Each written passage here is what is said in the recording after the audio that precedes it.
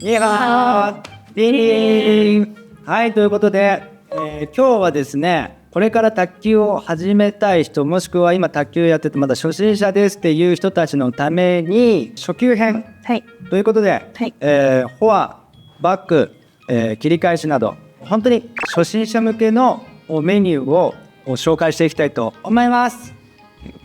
どうですか？よろしくお願いします。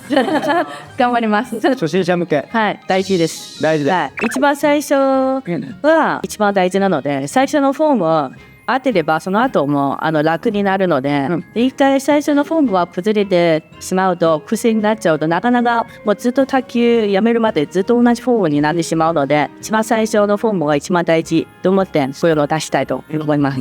卓球を始めたばっかりの人って、どういった練習したらいいのかとか、はい、あとはどうしてたら間違ってて、はい、どうしてたらいいのか、これで合ってるんですか、はい、みたいな、そういったそのなんか不安を抱えながら練習されてると思うんですね。はいはい、なんで、いい例だったりとか、はい、これあまり良くない例ですよっていうのも交えながらやっていこうと思うんですが、はい、やっぱ初心者は間違えたフォームを続けると後の治るが大変なので、そうだからやっぱり最初の基盤がめちゃくちゃ大事です。いい癖を作ると、はい、まずはいい癖を作るような練習を心がけた方がいいと、はい、そうです、はい、初級の方のそのためのちゃんとしたフォームを出したいなと思います、はい、ということでジャンパの動画を見てぜひ学んでみてください、はい、よろしくお願いします。よろしくお願いします。グリップから説明していただきたいと思います。はい、はい、よろしくお願いします。よろしくお願いします。まず正統派になると、もう左手でこうラケットを持ってたら、例えばシェイクハンドの場合は、もう親指と人差し指のこの真ん中の溝の部分は、ちょうどラケットのこのカードの部分とほぼまっすぐになるよ。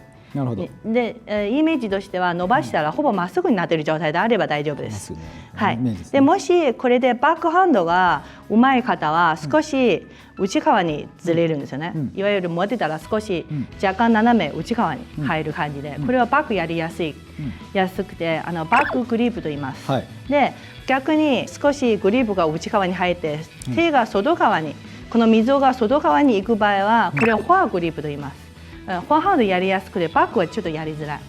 はい、実はこれ、トップ選手になっていくとフォアハンドやるときには若干フォアグリップ、バックやるときはバックグリップ、その切り返しちゃんとやってるんですよね。真ん中より親指より、人差し指よりって感じで分けてるわけですね。はい、そうです。これトップ選手に自然にできてるってことなので、ただ最初初級の方はこれをいきなりずらしたりとかすることは多分できないんですよ、最初。だから基本はまっすぐになった方が正統派の方がいいと思います。でまだフォアが得意、バックが得意、最初の段階でわからないなのでまっすぐの方がおすすめ。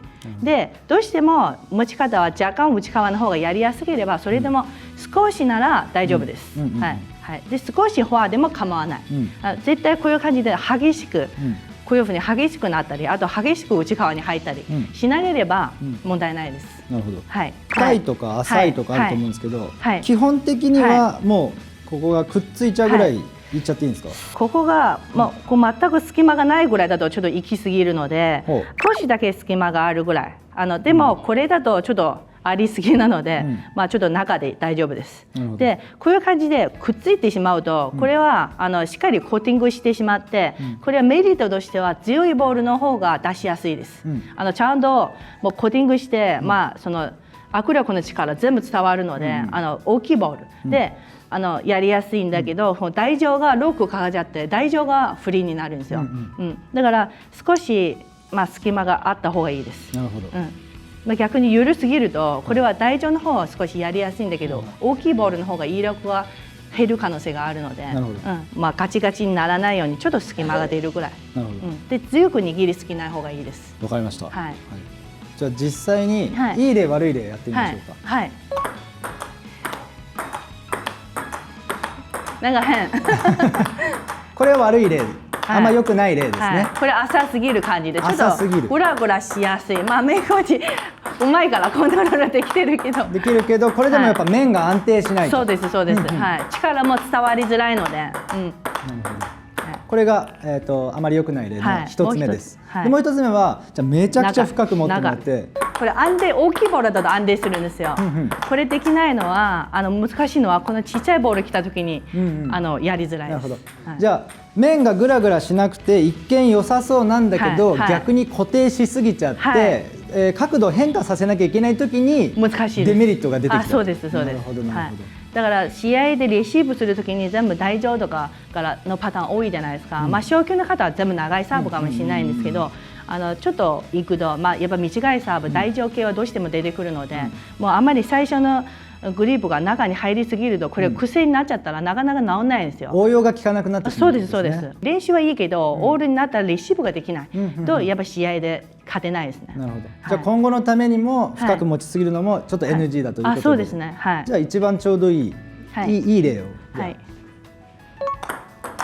ちょうど深すぎず、浅すぎず。なるほど、大きいボールも力出やすいのと大丈夫も効く、はい応用が効くぐらいのグリップ、角度の調整しやすいし、っていうところですよね、そうですね。もう一つすごい大事なことなんですけど、小級の方は絶対こう覚えた方がいいっていうのは、このちゃんとこう持てる感じなんだけど、この5本指ね、で軸の方は親指と人差し指の方、この2本指の方に来てほしいです、はい。であとは持てる感じで軸は前の方に来る感じで、これは最初のに親指と人差し指こう若干浮いててあんまり力入ってなくて、後ろの方の3本指と握力の方にギュッと握るとラケット結構立っちゃうんですよ。これ軸が後ろに来てる感じで、これも台上が下手になるんです。全部握ってるように見えるんだけど軸はこっちの方に来てる感じがいいです。極力小指とか薬指とかの方にギュッて力入れて握り込むってことはしないように、本当添えるぐらいにして、そうですそうです。どちらかといったら中指より上の指、そうです。人差し指親指だったり、そうです。これ握ってるだけって感じでいいので、イメージはこの例えばメイコーチお願いします。この2本指でもこういう感じで2本指でも卓球できるぐらい、こういう感じの軸は前に来てる感じ、あとの3本指は軽く揃えるだけでいいです。なるほど。絶対こうならないように、この2本指は親指と人差し指をこう若干浮いてるし、ちゃんと握ってない感じで、後ろの3本指をこういう感じ、すごい硬い感じですよ、力んでる感じになるので、軸が前に来るとやりやすいです。なるほど。これ小級の方にとってものすごく大事になってきます。ありがとうございます。はい。今の方がフォアグリップでバックをします。これね、こういうグリップになると何が難しいかというと、ビートルに来た時一発でアウトです。ミドルね。これ変、全部ボールこっちに流れるよね。でこれミドルに来たら一発でアウト。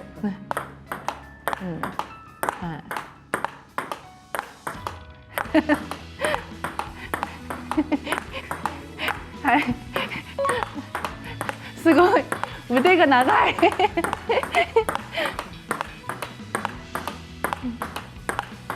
なんかラケット飛んできそうで怖いです。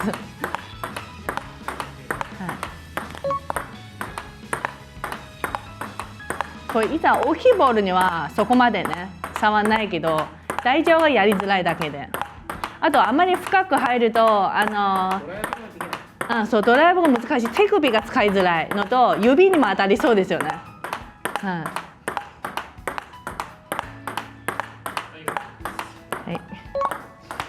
メイコちゃんも若干バックグリップですよね、今やってる時。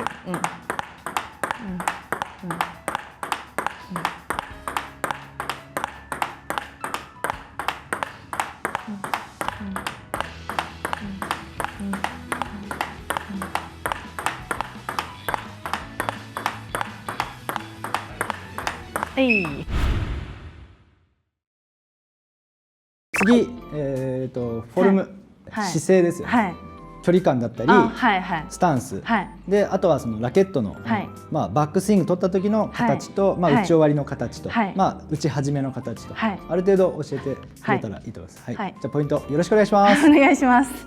男性の方と女性の方の肩幅近でくると思うし、で自分の肩幅よりは広めに広げた方がいいです。広めに。で基本はもう真横でも構わないし、右足つま先分若干後ろでも構わないです。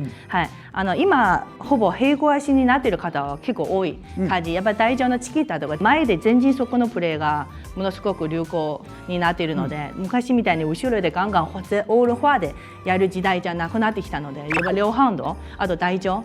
ってことは2025年、今以降卓球続けていく場合は、左足前右足後ろっていうよりは、平行足で基礎を整えた方が今後の卓球には生きてくる可能性があると。そうですそうです。で最初のフォア打ちね、でもレシーブの時はちゃんとこうやってても構わない、これやっててもいいですけど、こういうふうにやっててもいい、相手がトス上げたらもうこの足に戻ってると思うんですけど、最初のランダムする時にはもうほぼ平行足に近い状態でいいと思うので、じゃあどうしてもやりづらいと思ったら右足少し後ろでもいいので、こんなに最初から体が斜めに向くようなことをしない方がいいと思います。前に向けるような感じで。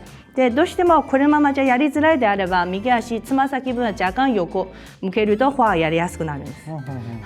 じゃあやりやすくするためには、つま先を徐々に外に向けていくイメージで少しでいいと思います。少しそう調整していただきます。最悪でも、自分の肩幅と同じぐらい、伊藤美誠ちゃんがそれぐらいですかね。そう細かい動きが多いので、正統派だと若干自分の肩幅より広めで持っていた方が絶対いいので。これちなみにスタンスが肩幅より狭いとか、変なし気をつけみたいな、揃ってしまって打つとどういったデメリットがあるんですか？まず一つ目は軸が高い、重心が高いので、重心が高いとやっぱそのボールが低く見えて、チャンスボールが少ない。あとこう、ちょっとしたことですぐ崩れる、軸がなくなって重心が崩れてしまうので、崩れやすいんですね。そうラリーの方が下手になるんです。なるほど。じゃあまず目線が高くなって、チャンスボールとか、いろんなそういったボールの質っていうのを見極めづらくなってしまうというのが一点。あとはもう一個はスタンスが狭いからバランスが崩れやすいと。そうです。なので、今後またラリーになってきたときにちょっとバタバタしてしまう。そう連続を打つときにすごく不利になります。すぐ崩れます。なるほど。わかりました。必ず足の方、お相撲さんの足あれじゃないんですけど、ちゃんと地面を掴んだような感覚で基盤をしっかりしてて、上半身をコントロールする感じになります。もう一つ昇級の方はよく、そのやりがちなのは、この体でこうバックスイングを取るなんですけど、で体でその腰回してるのに、手ももう一回バックスイングを取ってる、これ二重バックスイングの方多いんですよね。こういう感じね。体も通ってラケットも通る感じ、そうするとボールとの距離遠すぎるんですよね。で体で通ってるので、そうするとラケットはもう自然にねこのまま持ってて自然にバックスイングできてるので、だからこうね畳むだけでいいんですけど、こうわざわざもう一回引いて、でボールがここまで来てうまくはめられない。本当体の前ぐらいでいいと思います。本当合わせる感じ、相手の力を利用してジエリーで合わせるようなイメージでいいと思います。あくまで、動かすエンジンは1個というか、いろんなところにエンジン積んでて、いろんなところがバンバン動き出すというよりは、このお腹のところ、腰のところで、そこを一つだけで全てが賄えるような一つの動きにできるように整えていくという感じですね。で基本は前向くのが相手とこう向けることがすごく大事なので、よく腰使うというふうになると、小さい時からずっとやってきてる選手だったらもう分かるんですけど、最初昇級の方はよく間違いがちなのは、多分クラブのコーチにもよく言われる腰使うというイメージは、こう実は腰じゃなくて上半身ここだけ回してる感じね。これじゃなくて、実際体はほぼまっすぐで、股関節のこの骨の部分がちょっと引くぐらいです。引いて戻す引いて戻す、そうするとこれがちょうどよくなるんです。こういう感じね、リズム取ったらちょうどいいです。こういう感じ上半身回してしまうと、これすごく変なフォーム、見た目も不自然になるので、だいたいみんなここから上をこう回してる感じで。じゃあ、この肋骨の部分がこうぐるぐるぐるぐる動くっていうよりは、骨盤の方を少し動かすイメージで、股関節の方を意識して、あくまでこう回すっていう話。そうですね。でつながっているのは、こう上と下をつなげているのは、その股関節のところなので、そうするとここら辺は引いて戻す引いて戻すって感じになると、こう全体的な見た目は一体感がある感じですね。これは上半身だけで腰やろうとするとこういう感じで、こう見た目は一体感がなくて、なんか手打ちっぽい感じでバラバラに見えますね。上と下はバラバラで不自然になるんです。上半身、必ず体をこのままにして、で骨盤のところ引いて戻す引いて戻すって感じで、そうするとちょうど綺麗なフォームになりやすいです。見た目も一体感があってぶれない。ありがとうございます。はい。足スタンスを狭い状態で狭すぎないね。大い体やいや、まあめっちゃ狭くていいです。悪い例で。はい。なるほど。はい、釣れましハた。ンドラブレる。すごくごめんなさい。言い方悪いかもしれないです。はい弱そうです。すごく弱そうに見えちゃう。これは確かに。動けない。なんかしっかりしてないというか、はい不安定感がすごく出ますねそうです。。下の方がグラグラしているので、はいはい。すぐちょっとこうだったら崩れそう。なるほど。はい。なるほど。じゃあちょっとこう同じコース来てて打ててるようでも、はいそれで OK じゃなくて、やっぱちょっとずれたらもうすぐはい崩れちゃうようそうですなそうですはいもろいスタンスっていうことですね。そうです。もうフットワークはほぼラリーできない状態になってしまうんですよね。なるほど狭いと。なるほどなるほど重心も高いし。はいなんか変です。なんか変ですね、やっぱり。はい。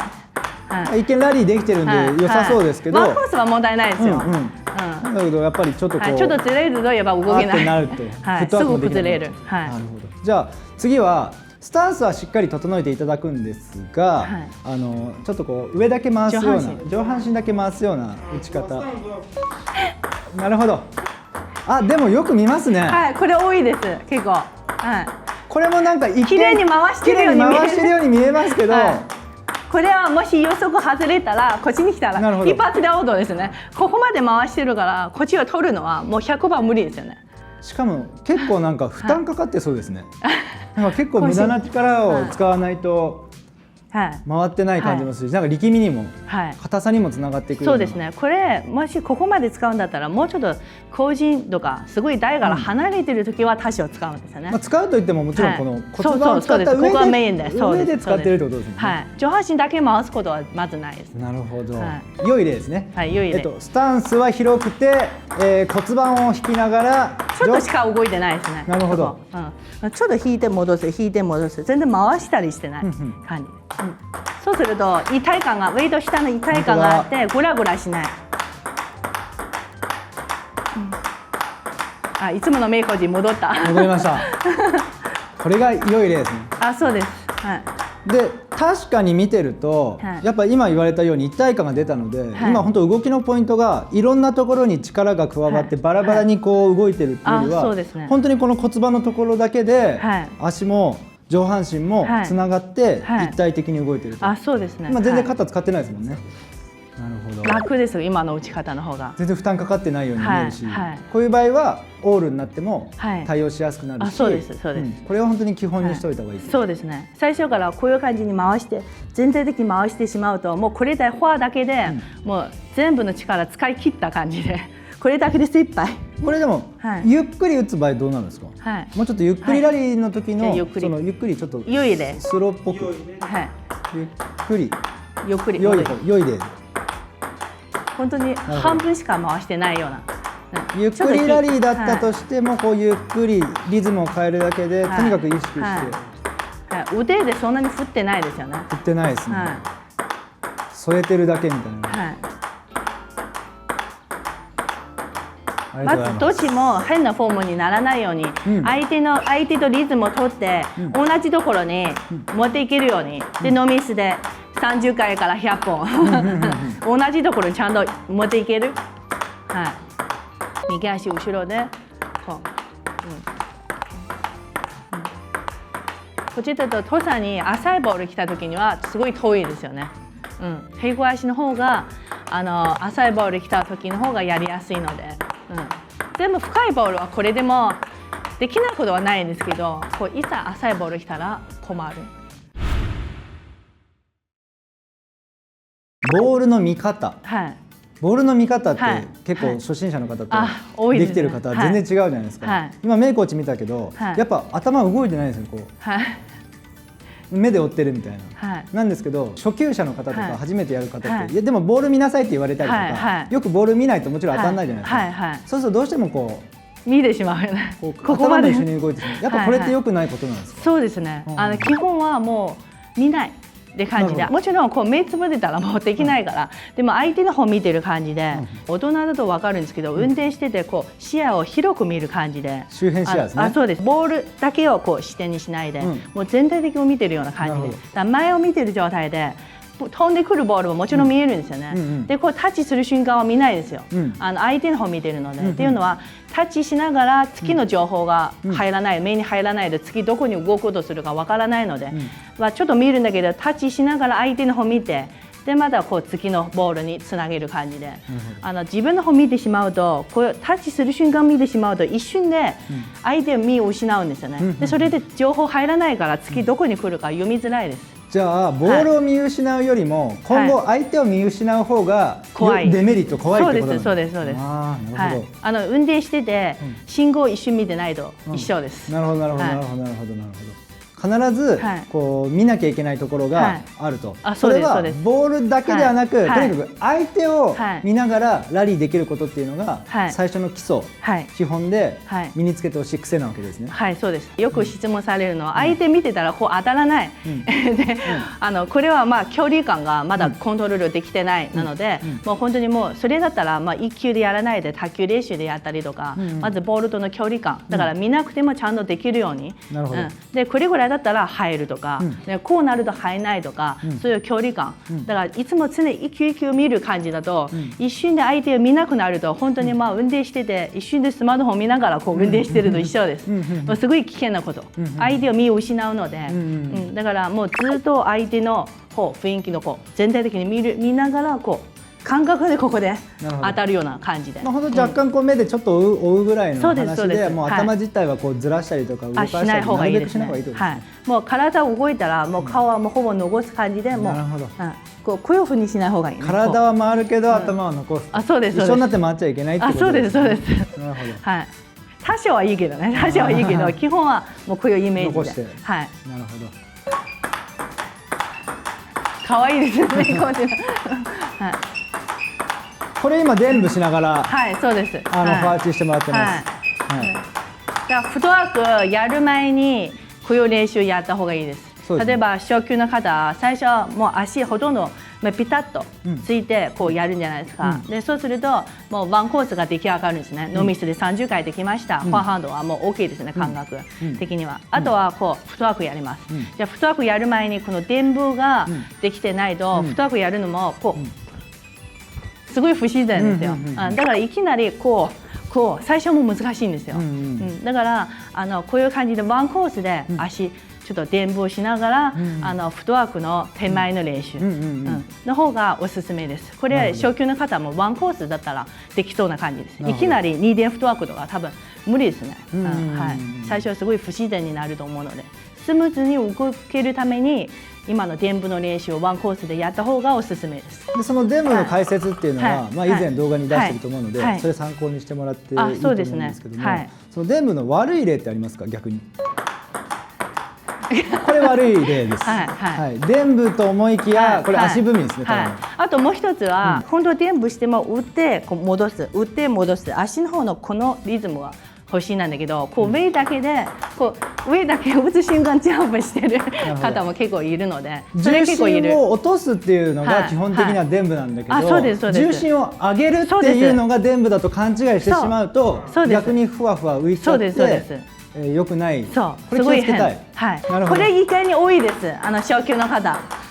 なんか伝部してる感じなんだけど、これ逆です。やるときはこう伝部しないで、やった後は伝部なんですけど、今やる瞬間伝部してるので。なるほど。だから見た目は不自然で変です。じゃあ重心をこう浮かすっていうよりは、重心を下げたときに下げたときに下げたときに。じゃあそこから上そこから上っていうのは伝部じゃないと。そうですね。そこから下、そこから下みたいなステップがいわゆる伝部になる。そうですね。打って伝部、打って伝部。さっきメイコーチが悪い例やってた時は、打つ瞬間伝部してたので、打つ瞬間は伝部しないですよ。打つ瞬間はこのままなんですよ。伝部使ってやるんだよって風になると、初級の方、さっきの悪い例すごく多いんですよ。半分ぐらいの方は多分打つ瞬間に伝部してる。だから見た目は伝部してるけど、なんか変って感じで、必ず打ってから伝部。伝部する時も、さっきの骨盤を引くっていう操作っていうのは忘れちゃダメですよね。そうです、もちろんそこ。そうです。そうです。ならないようにしてもらって、ちゃんとこれを入れながら練習する。そうです。素振りからでもできますね。素振りからでもできます。これ実際映像を見ながら真似してもらって、はい、でこうなんとなく動き身につけた方がいいですね。はい、そうですね。はい。いきなり球で打つっていうよりは。そうですね。結構何回も素振りしてなんとなくイメージつけてっていう感じでも全然良さそうです、ね。そっちの方がいいと思います。はい。これがもう後にフットワークにつながっていくということです。あ、そうですね。はい。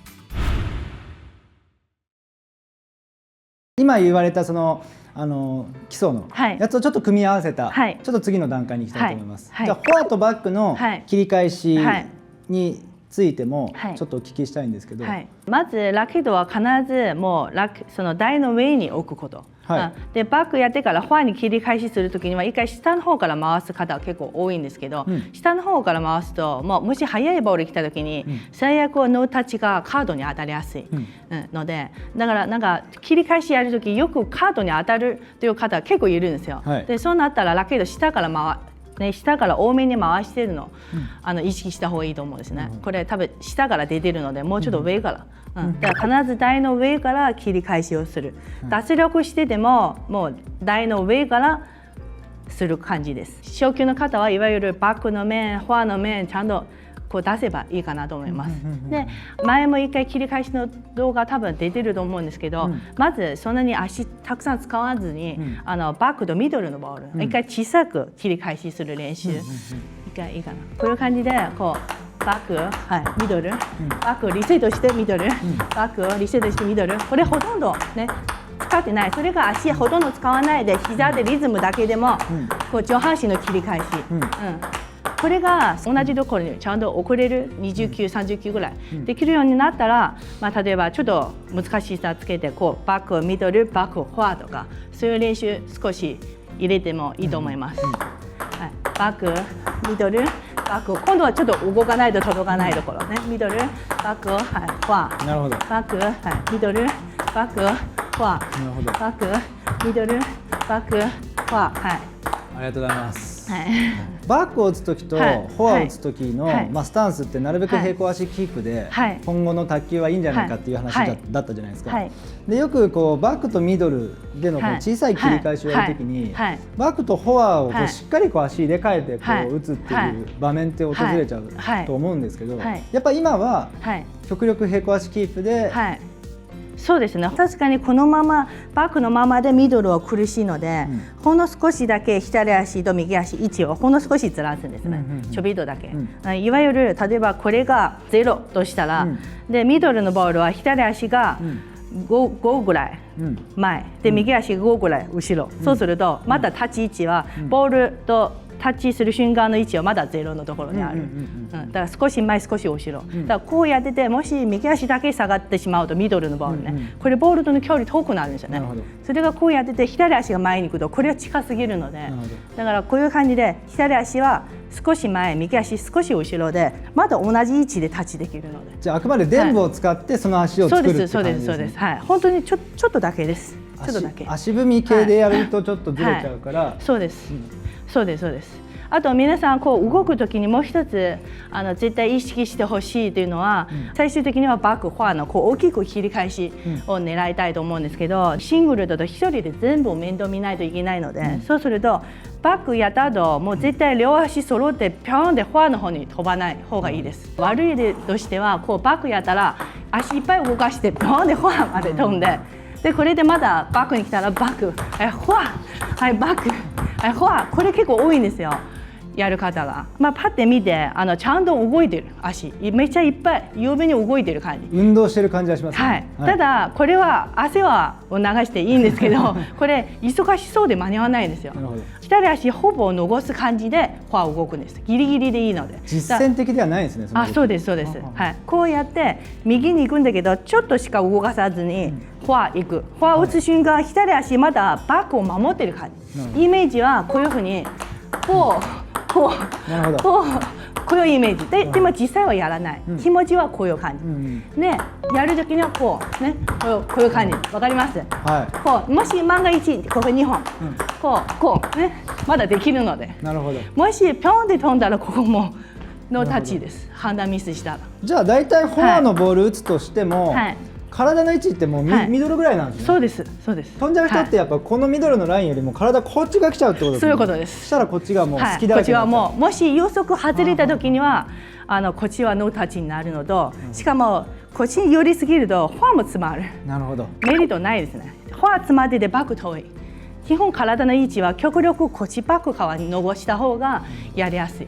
でも完全に行かないと届かないから行くんだけど、でも左足はまだバックを守ってるよっていう気持ちで切り返しするといいです。じゃあもう最初のバックミドルの小さい切り返しの時はちょっと足をずらすぐらいの両足でこうずらして打ちやすくするぐらいでとどめて、で大きい切り返しとはいえ動きすぎずちょっとミドルに残してそうです、はい、打球する。そうですね、ギリギリで届けばいいので、届くぐらいのイメージで、そう気持ちはまだバックを守っているようなイメージで切り返しする。左残しながらと。あ、そうですそうです。なるほどなるほどなるほど。まあ多少動くんですけど、完全に残すとちょっと遠すぎるんですけど、多少動くんだけど、でも気持ちは左足は腰を守っているよというイメージであれば問題ないです。強くなるとそういう練習あると思うんですけど、やっぱ初心者の方とか最初のうちはやっぱリズム揃えたりとか、威力をなるべく安定させたりとか、まあ先ほど言われたように、打球点っていうのはバックもフォアもある程度同じラインに揃えて打ち続けるっていうことが大事ですね。まあ全部バックもフォアも頂点ぐらいでいいです。まあ本当同じリズム、バックもフォアも同じ打球点の方がおすすめ。まあどっちかというとバックが速くなりがちで、フォアハンドは体の横のその体のラインから出るものなので難しいんですよ。フォアハンドは大体みんな遅れがちです。バックは速くてフォアが遅い。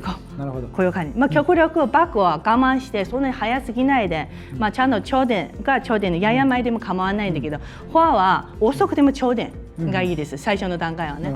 で頂点の後でやるのはまあ中心になってドライブするときはそれはいいんですけど、最初の初球のフォームを固めるにはちゃんと頂点両方同じタイミング同じリズムで取った方が安定性があるんです。まあじゃあフォアは体の横というよりはあくまで体より前である程度アプローチするような意識をしてバックとフォアの位置を揃えるってことですね。切り返しする時のイメージとしてはバックもフォアも全部ブロックしてるっていう感覚。バックももうね足ちょびっと動かすんだけど両方ブロックしてる感じで同じところに入れられる。まずそこからスタートした方がいいと思います。フォアはこう頭こう返しちゃうと絶対遅れますもんね。はい、そうですね。さっき言った話ですね。やっぱ前向いてるとそれも軽減されそうですね。だから骨盤はちょっとだけなんだけど、まあイメージしやすいのは体の右半面はちょっとこう、でも左半面はまだこっちを守ってる感じ。左半面をこっちに向ける、右半面はちょっとだけこっちに向ける感じで、まあ基本はまだほぼ真正面。こういう感じでは絶対やらないでほしいです。なるほど。はい。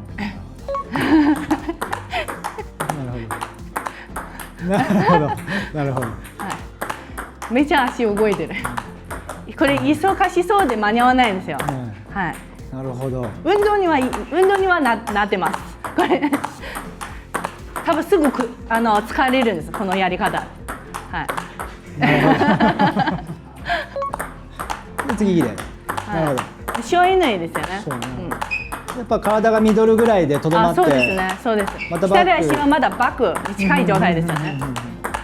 そうするとこうね、毎回こうなっても間に合うんですよね。今打ち合わせしてなくて、でもし先みたいにピョンで飛んでしまったら多分今の予測外れた時にもノータッチです。はい。なるほど。まあ極端ですけど、でもよく見ますよ。こんなりがちじゃないですか。球見すぎちゃって、そうですそうです。ボール追いすぎちゃって顔も動いちゃってるし、これ今メイコーチだから今ラリーになってるけど逆にすごいな。逆によく入りますね。あります、います。それはすごい、逆にすごいですけど、ああなっちゃうと、これはもう初心者だとしても絶対ラリーにならないですもんね。そうですそうです。実践向けではないし、多分頭いっぱいいっぱいですよね。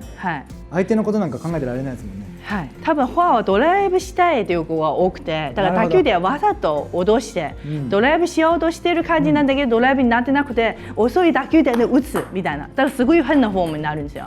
最初の段階は絶対きちんとブロックでいいので、ちゃんと同じところに返せた方が、同じタイミング、同じテンポ、同じ打球点で返せた方が、まあ、絶対いいフォームになるんです。まあ実際初級者の方が下手にこう打点を取りすぎると相手にとっては全部チャンスボールみたいな軽い簡単なポコンっていうボールになっちゃう。そうですそうです。ますもんね。はい。まず多分入んないっていうのは、もう遅れてたらもう体の後ろからボールタッチするので、まあコースも狙えないですよね。特にクロス絶対打てないです。ここでタッチしてたらもう体の前じゃないとクロス打てないから、体の後ろでタッチしたら遅いタイミングでタッチしたら全部相手のバックでチャンスボールになってしまう。はい。それいい例をバックミドルバック。バックミドルバックはい。絶対めっちゃ省エネですよね。打球点も最初の段階はドライブしないで今みたいに打った方がいいです。はい。これでも十分ですもんね。十分です。これ試合もできます。できますよね。はい。でもっと上手くなっていくとフォアドライブとかバックドライブしないで、バックドライブしないでフォアだけドライブとか。なるほど。はい。でもっと上手くなっていくと両方ドライブとか5分は。はい。こういう感じで最終的には。なるほど。はい。素晴らしい。はい。まあこういう感じで少しずつ上手くなっていくものだから、まず最初は今みたいに全部ブロックで返す方がいいと思います。正しく崩れないように、そうです。間違えない、変な癖をつけないようにっていうのがまず第一の。そうですね。同じ打球で同じタイミング、同じリズムでやるのがおすすめ。フォアもバックも。まあ焦っちゃダメということですね。そうですそうです。これでも大体これやってったらどれぐらいで身につくものなんですか。まあ個人差あると思いますけど、毎日練習するんだったら最低でも100時間ぐらい必要かな。毎日3時間ぐらい卓球できれば、まあ大体1ヶ月でできちゃうし、そうですね。2日に一遍だったら2ヶ月とか2ヶ月、で3日に一遍だったら3ヶ月ぐらい。そうですね。まあでも変な話、半年もあればじゃあできるってことですね。そうですね。どんだけゆっくり練習したとしても、まずドライブできなくてもこの切り返し系は絶対できるようになるはずです。できなかったらおそらくやってない。最初からもう段階を飛ばして多分同じリズムじゃなくてもう最初からドライブ先やってた。バックすごい速いボール、フォアはダーンでかけようとしてすごい変なフォームとか多分違うことやってたと思うんですよね。そうすると半年1年経ってでもあんま変わらない。まあじゃあちょうどチャイムが鳴ったということで終わりです。終わりにしたいと思います。ありがとうございます。ありがとうございました。はい、ということで、今回初心者向け初級者向けということで、動画撮らさせていただきました。ジュニアから、まあシニア、まあ年齢層広めに、多分皆さんできる。そうですね。はい、初級の方だったらみんなぜひ試してほしいですね。はい。まああとはその部活の先生とか指導する方も、まあこれを参考に初心者の方に伝えていただいて教えていただいて広めていただけたらなと思いますが、どうですか。ちょっと悪い例みたいなちょっと良くない例っていうのは岩見さん難しかったですか。やっぱり難しい例の方が体力的に使えます。疲れる。あとやっぱりやりづらかったですね。次のボールが戻りがめちゃくちゃなんか遅く感じするので、やっぱ理にかなってないんですよね。はい、そうですね。なんかいっぱい動いてて、忙しそうに間に合ってない。まあ上達すればするほど、そういったさっき言ったこう悪い例みたいなのが逆に身に染みて分かってくるってことですよね。そうですね。まあ実際じゃあその動画を見ていただいて、まあ参考にして、まあ悪い癖をつけないように皆さんでいい癖をつけていきましょうということで、はい、今日はこれで終わりたいと思います。チャンネル登録、高評価よろしくお願いします。せーの、再见。また見てね。再见。